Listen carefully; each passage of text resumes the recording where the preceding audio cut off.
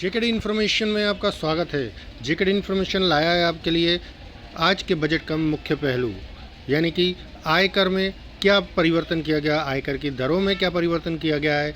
सुनते हैं वित्त मंत्री के स्पीच के आधार पर। वित्त मंत्री ने क्या कहा। मध्यम वर्ग पर विशेष ध्यान देते हुए व्यक्तिगत आयकर सुधार, विकसित भारत की ओर हमारी यात्रा में लोकतंत्र, जनांकीय और मांग हमारे प्रमुख सहायक स्तंभ हैं।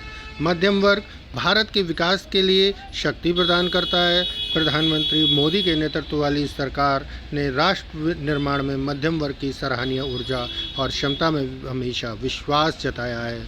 उनके योगदान को देखते हुए हमने उनके कर के बोझ को समय समय पर कम किया है। वर्ष 2014 के तुरंत बाद शून्य कर स्लैब को बढ़ाकर 2.5 लाख किया गया था, जिसे 2019 में फिर से बढ़ाकर 5 लाख और 2023 में 7 लाख किया गया।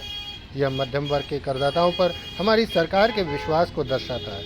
मुझे यह घोषणा करते हुए प्रसन्नता हो रही है कि नई कर व्यवस्था के अंतर्गत ₹12 लाख तक की आय अर्थात विशिष्ट दर आय जैसे पूंजीगत लाभ को छोड़कर 1 लाख प्रति माह की औसत आय पर कोई आयकर देय नहीं होगा।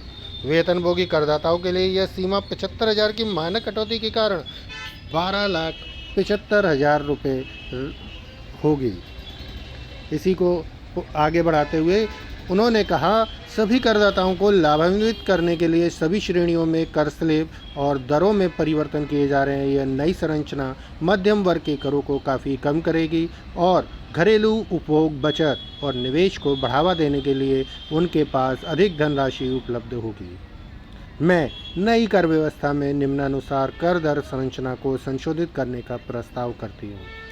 आपका 0 से 4 लाख रुपये 0, 4 से 8 लाख रुपये 5%, 8 से 12 लाख रुपये 10% और 12 से 16 लाख रुपये 15%, 16 से 20 लाख रुपये 20% और 20 से 24 लाख रुपये 25% और 24 लाख रुपये से अधिक पर 30% आपकी ये कर स्लैब न्यू कर व्यवस्था के अंतर्गत लिया जाएगा।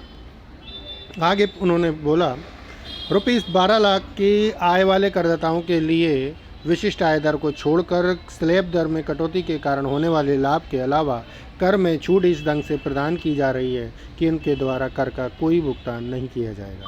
आय के विभिन्न स्तरों में स्लैब दर संबंधी परिवर्तनों और छूट के कुल कर लाभ को उदाहरणों के साथ दर्शाया जा सकता है। नई कर व्यवस्था में 12 लाख की आय वाले करदाता को कर में 80,000 रुपये का 80,000 रुपये पुरानी कर दरों के अनुसार उनके देय कर का 100% का लाभ होगा।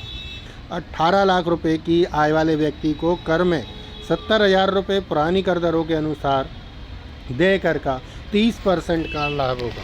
25 लाख की आय वाले व्यक्ति को 1,10,000 पुरानी कर दरों के अनुसार उसके देय कर का 25% का लाभ मिलेगा। मेरे कर प्रस्तावों के विवरण अनुगलक में दिए गए हैं। इन प्रस्तावों के परिणामस्वरूप प्रत्यक्ष करों में लगभग 1 लाख करोड़ और अप्रत्यक्ष करों में 2,600 करोड़ रुपए का परित्याग होगा। यह अध्यक्ष महोदय, इसके साथ ही मैं यह बजट इस सदन के समक्ष रखती हूँ।